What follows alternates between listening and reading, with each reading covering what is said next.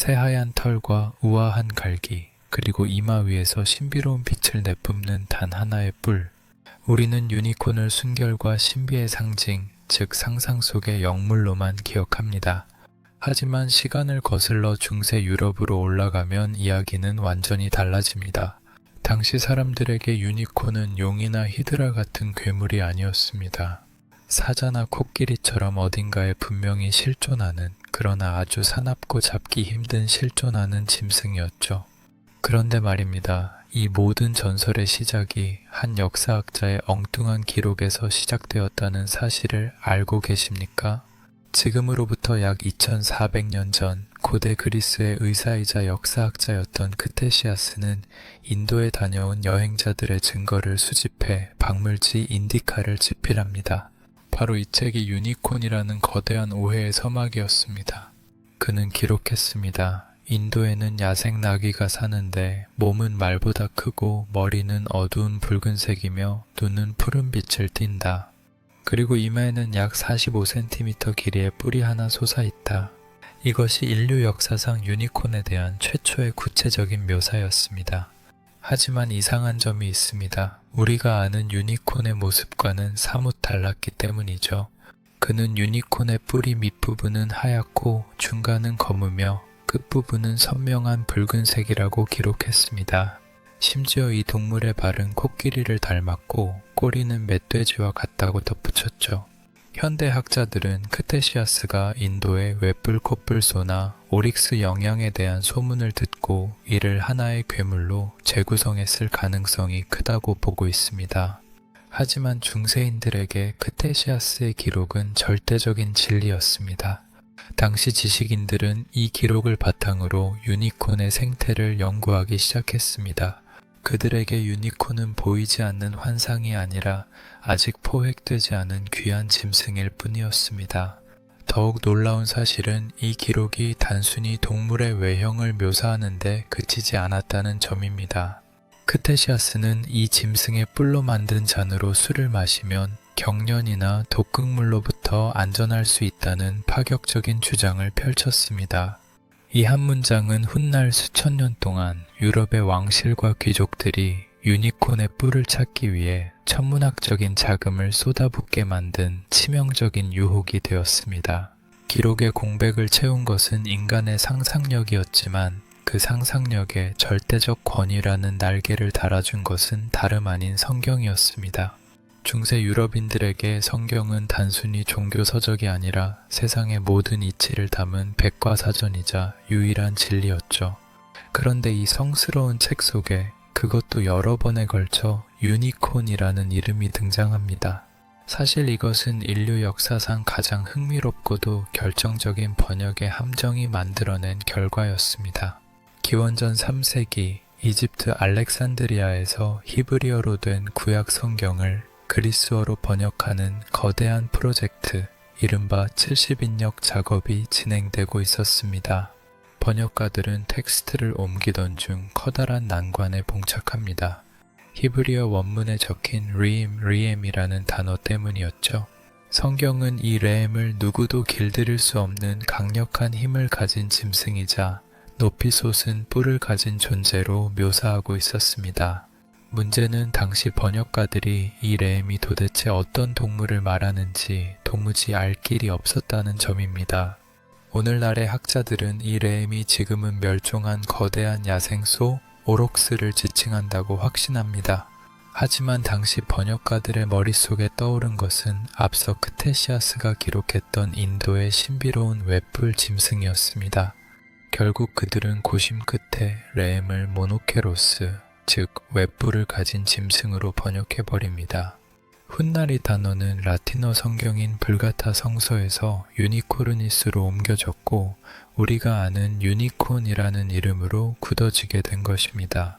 신의 말씀을 기록한 성경에 유니콘이 이름을 올리는 순간 이 짐승은 더 이상 멀리 떨어진 이국 땅의 괴물이 아니었습니다.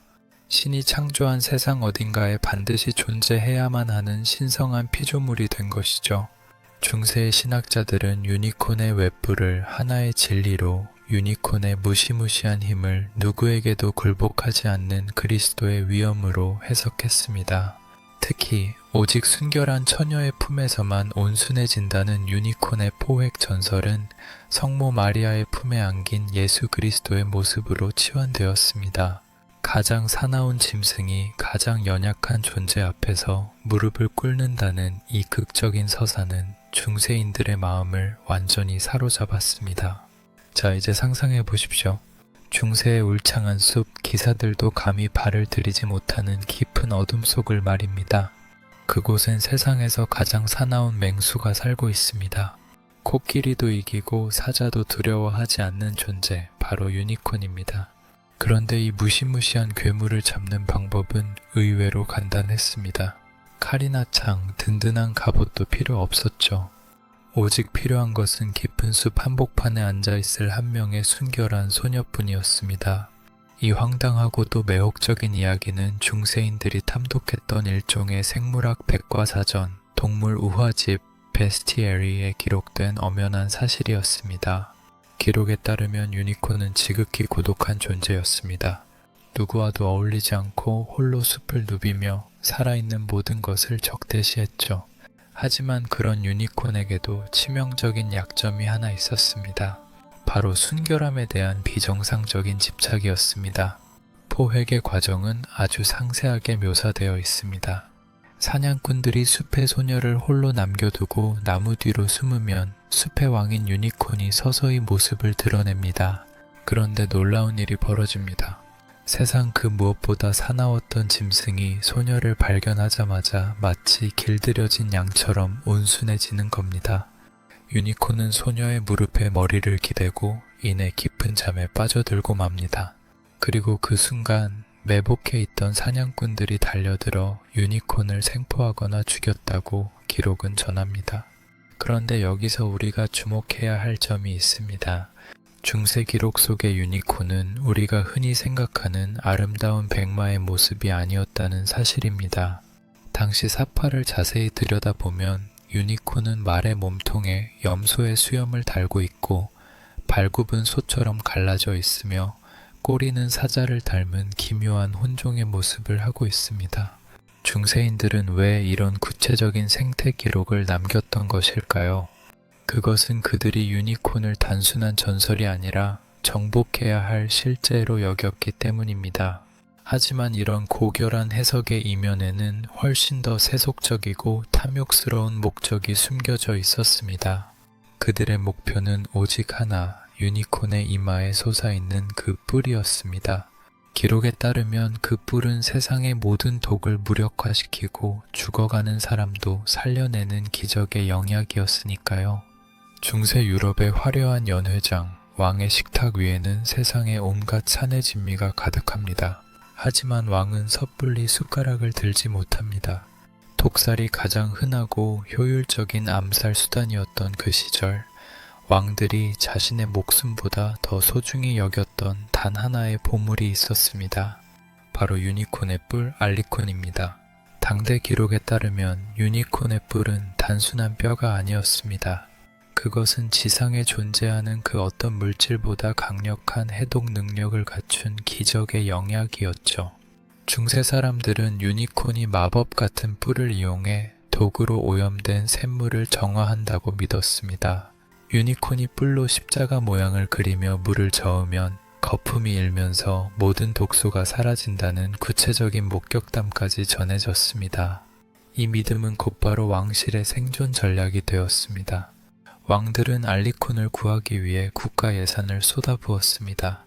프랑스의 왕 찰스 9세는 식사 때마다 알리콘 조각을 음식에 담가 독의 유무를 확인했다는 기록이 남아있고, 엘리자베스 1세 여왕은 금보다 몇 배나 비싼 값을 치르고 유니콘의 뿔을 사들여 보물창고 깊숙이 보관했습니다. 당시 유니콘 뿔 하나의 가치는 오늘날의 가치로 환산하면 성 한 채를 살 수 있을 정도의 천문학적인 금액이었습니다. 그런데 이상하지 않습니까? 유니콘이 상상 속의 동물이라면 도대체 유럽 전역의 왕실에 보관되어 있던 그 수많은 진짜 뿔들은 어디서 온 것일까요? 기록은 너무나 생생했습니다. 옅은 황갈색을 띠며 표면에는 아름다운 나선형 문양이 촘촘하게 새겨진 길고 곧은 뿔. 사람들은 이 뿔을 직접 만지고 깎아서 약으로 먹기도 했습니다. 하지만 비밀은 의외의 곳에서 새어나오기 시작했습니다. 유니콘 뿔의 가루를 먹고도 독살당하는 귀족들이 생겨났고, 기적의 영약이라던 뿔이 사실은 아무런 의학적 효과가 없다는 의구심이 고개를 들기 시작한 겁니다. 이 거대한 의문의 끝에 북해의 차가운 파도를 뚫고 나타난 이들이 있었습니다. 바로 바이킹의 후예들인 북유럽의 상인들이었습니다. 눈을 감고 상상해 보십시오. 살을 에이는 듯한 추위가 몰아치는 북극해, 거대한 얼음 덩어리들이 부딪히며 기괴한 소리를 내는 그 차가운 심연 속을 말입니다. 중세 유럽의 왕들이 그토록 갈구했던 유니콘의 뿔은 놀랍게도 숲이 아닌 이 차가운 바다에서 건져 올려졌습니다. 전 유럽을 수백 년 동안 감쪽같이 속인 이 거대한 사기극의 주인공, 그 정체는 바로 일각고래였습니다. 당시 북유럽의 상인들과 바이킹의 후예들은 그린란드와 캐나다 북부 연안에서 기묘한 물건을 발견합니다. 바다에 사는 고래의 사체에서 솟아나온 길고 단단하며 아름다운 나선형 무늬를 가진 뼈였습니다. 사실 이것은 뿔이 아니라 일각고래의 위턱에서 자라난 왼쪽 앞니였습니다. 최대 3m까지 자라나는 이 신비로운 앞니를 본 순간 상인들의 머릿속엔 번뜩이는 탐욕의 계산기가 돌아가기 시작했습니다. 이것은 인류 역사상 가장 위대하고도 치밀한 마케팅의 시작이었습니다. 상인들은 이 엄니의 출처를 철저히 비밀에 붙였습니다. 그들은 유니콘이 저 먼 북쪽의 험준한 산맥이나 접근조차 불가능한 얼음의 땅에 살고 있으며 자신들이 목숨을 걸고 그 사나운 짐승을 사냥해 얻은 전리품이라고 주장했습니다. 공급이 부족할수록 가격은 치솟았습니다. 기록에 따르면 16세기 영국 왕실이 소유했던 일각고래의 엄니 하나는 당시 가치로 1만 파운드에 달했습니다. 오늘날의 가치로 따지면 수천억 원에 육박하는 금액입니다. 아이러니하게도 중세인들이 가졌던 유니콘은 물을 정화한다는 믿음은 일각고래의 생태와 묘하게 맞닿아 있었습니다. 일각고래는 얼음이 얼어붙은 바다에서 숨을 쉬기 위해 이 엄니로 얼음을 깨거나 물속의 진동을 감지해 길을 찾습니다. 상인들은 이런 단편적인 정보들을 교묘하게 비틀어 유니콘이 뿔로 독을 걸러내고 세상을 정화한다는 환상을 더욱 공고히 다졌습니다. 사람들은 나선형으로 뒤틀린 그 아름다운 뿔을 직접 만지면서도 그것이 바닷속 고래의 이빨일 것이라고는 꿈에도 상상하지 못했습니다. 우리가 아는 유니콘은 순백의 털을 가진 우아한 존재지만 역사상 가장 유명한 탐험가 마르코 폴로는 전혀 다른 기록을 남겼습니다. 13세기 말 동방을 여행하던 마르코 폴로는 수마트라 섬의 깊은 늪지대에서 드디어 그토록 찾아 헤매던 유니콘과 마주하게 됩니다. 그런데 그가 남긴 기록은 당대 유럽인들에게 엄청난 충격과 실망을 안겨주었습니다. 그는 자신의 저서 동방견물록에 이렇게 적었습니다. 그들은 우리가 들었던 것처럼 그렇게 우아하지도 순결하지도 않다. 오히려 코끼리를 닮은 커다란 몸집에 멧돼지의 머리를 하고 있으며 온몸은 거무스레한 가죽으로 덮여 있다. 그리고 가장 실망스러운 점은 그들의 이마에 솟아있는 뿔이 하얗고 날카로운 것이 아니라 뭉툭하고 시커먼 덩어리 같다는 사실이다. 마르코 폴로가 목격한 것은 우리가 흔히 아는 유니콘이 아니라 바로 동남아시아의 코뿔소였습니다. 마르코 폴로는 지독할 정도로 솔직했습니다. 그는 유니콘이 처녀의 품에 안겨 잠이 든다는 전설에 대해서도 냉소적인 반응을 보였습니다. 그가 본 짐승은 진흙 속에 뒹구는 것을 즐겼고 성질이 매우 포악했기 때문입니다. 유럽인들이 수천 년 동안 쌓아 올린 유니콘에 대한 환상이 무참히 깨져버린 순간이었습니다. 하지만 여기서 정말 기이한 일이 벌어집니다. 마르코 폴로의 기록이 유럽에 퍼졌음에도 불구하고 사람들은 유니콘에 대한 믿음을 버리지 않았습니다.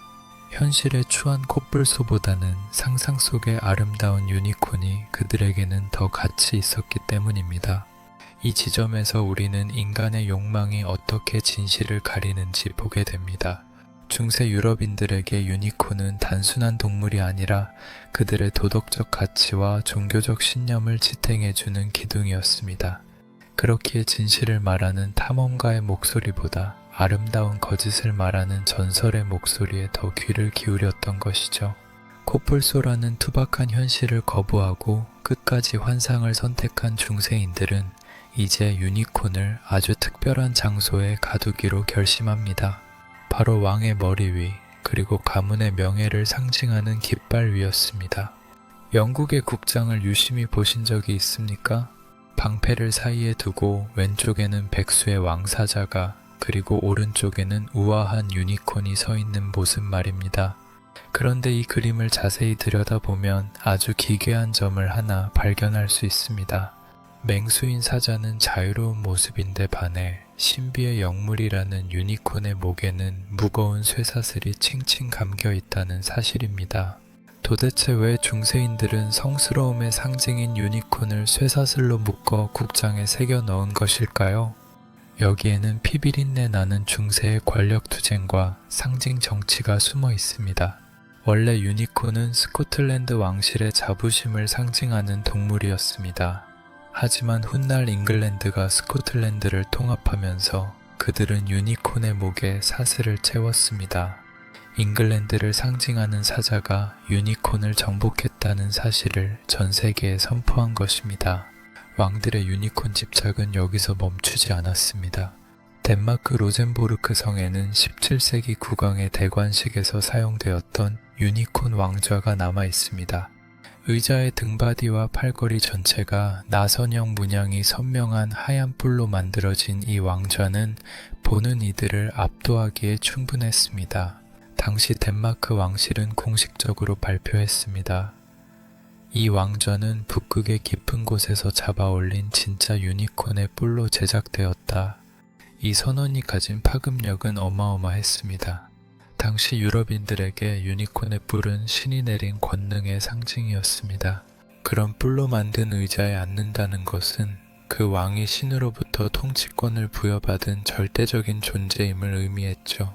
물론 우리는 이미 그 비밀을 알고 있습니다. 그것은 유니콘의 뿔이 아니라 일각고래의 엄니였다는 사실을 말입니다. 하지만 당시의 왕들에게 그것이 진짜인지 가짜인지는 중요하지 않았습니다. 대중이 그것을 유니콘의 뿔이라고 믿는다면 그 믿음 자체가 권력이 되었기 때문입니다. 그러나 영원할 것 같았던 이 신비로운 권위도 서서히 저물어가기 시작했습니다. 르네상스의 파도가 몰려오고 인간의 이성이 신화의 눈을 가리고 있던 베일을 벗기기 시작했기 때문입니다. 1000년 넘게 유럽의 밤을 지배했던 거대한 환상이 무너지는 데는 그리 오랜 시간이 걸리지 않았습니다. 17세기에 접어들어 이성의 시대가 열리자 사람들은 더 이상 낡은 책 속의 기록이나 상인들의 감언이설을 맹신하지 않게 되었습니다. 과학이라는 돋보기를 든 학자들이 왕실 보물창고의 문을 두드리기 시작한 것이죠. 그리고 그 선두에는 덴마크의 박물학자 올레 웜이 있었습니다. 1638년 그는 전 유럽을 뒤흔들 충격적인 논문을 발표합니다. 수십 년간 왕들이 신성시하며 수천억 원의 가치를 매겼던 유니콘의 뿔들이 사실은 북극해에 사는 일각고래의 앞니라는 사실을 과학적으로 증명해낸 것입니다. 그는 일각고래의 두개골과 그곳에 박힌 엄니를 대중 앞에 공개하며 선언했습니다. 지상에는 유니콘이라 불리는 말 형태의 짐승은 존재하지 않는다. 우리가 본 것은 바다의 신비일 뿐이다. 이 발표는 단순한 생물학적 발견을 넘어 중세라는 거대한 세계관의 종말을 고하는 신호탄이었습니다. 해독제로 쓰이던 유니콘 가루는 약방에서 자취를 감췄고 지도 구석구석을 채우고 있던 유니콘의 서식지들은 미지의 영역이라는 차가운 글자로 바뀌었습니다. 하지만 정말 흥미로운 지점은 바로 여기부터입니다. 유니콘이 실존하지 않는다는 사실이 밝혀졌음에도 불구하고 유니콘은 우리 곁에서 사라지지 않았습니다. 아니, 오히려 생물학의 굴레에서 벗어난 순간 유니콘은 진정한 전설로 다시 태어났습니다. 사람들은 이제 유니콘을 숲에서 사냥할 대상으로 보지 않고 인간이 지향해야 할 순결함, 고귀함, 그리고 결코 닿을 수 없는 꿈의 상징으로 간직하기 시작했습니다. 우리가 지금도 판타지 속에서 유니콘을 보며 가슴 설레는 이유는 무엇일까요?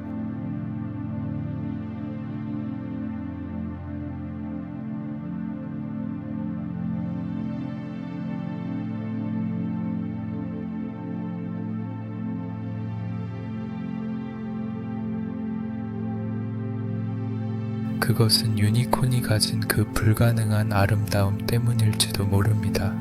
중세인들이 수천 년 동안 간절히 믿었던 그 기록들은 비록 과학적 사실은 아니었을지라도 보이지 않는 가치를 믿고 싶어 했던 인간의 순수한 갈망이 투영된 거대한 예술 작품이었던 셈입니다. 기록은 거짓이었고 뿔의 실체는 고래의 이빨이었으며 목격담은 코뿔소에 대한 오해였습니다. 하지만 그 모든 오해와 사기극 그리고 열망이 겹겹이 쌓여 만들어진 유니콘이라는 이름은 여전히 인류의 상상력 속에서 가장 찬란한 빛을 내뿜고 있습니다. 어쩌면 유니콘은 처음부터 숲속이 아니라 우리의 마음속에 살고 있었던 것은 아닐까요? 진실보다 아름다운 거짓이 때로는 세상을 더 풍요롭게 만든다는 사실을 유니콘이라는 이 신비로운 웹불 짐승은 수천 년의 기록을 통해 우리에게 말해주고 있습니다. 실체는 사라졌지만 전설은 영원히 남는 것, 그것이 바로 유니콘이 우리에게 남긴 마지막 마법일지도 모릅니다. 지금까지 중세 기록 속에 남겨진 웹불 짐승 유니콘의 실체를 함께 추적해 보았습니다.